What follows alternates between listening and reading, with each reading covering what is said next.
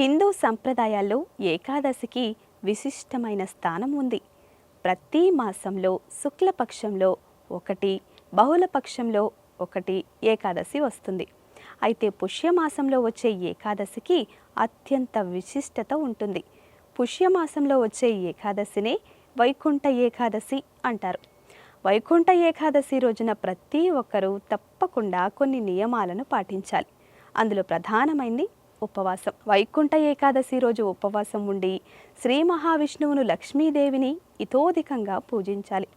ఇలా చేయడం వలన మరణం తరువాత తప్పకుండా మోక్షం లభిస్తుందని భక్తుల విశ్వాసం. జనవరి 10వ తేదీని వైకుంఠ ఏకాదశిగా జరుపుకుంటారు. తిథి ప్రకారం చూసుకుంటే జనవరి 9వ తేదీ గురువారం మధ్యాహ్నం 12:22 మొదలై శుక్రవారం ఉదయం 10:19 ముగుస్తుంది. చంద్రమానం ప్రకారం చంద్రోదయం తర్వాత వచ్చే తిథి ముఖ్యం కాబట్టి వైకుంఠ ఏకాదశిని జనవరి 10వ తేదీన జరుపుకుంటారు. ఇక ఉపవాసం ఉన్నవారు జనవరి 11వ తేదీ ఉదయం 7:15 నుంచి 8:21 మధ్య విరమణ చేయాలి. వైకుంఠ ఏకాదశి రోజున తప్పనిసరిగా స్వామిని వైకుంఠ ద్వార దర్శనం చేసుకోవాలని పండితులు చెప్తున్నారు.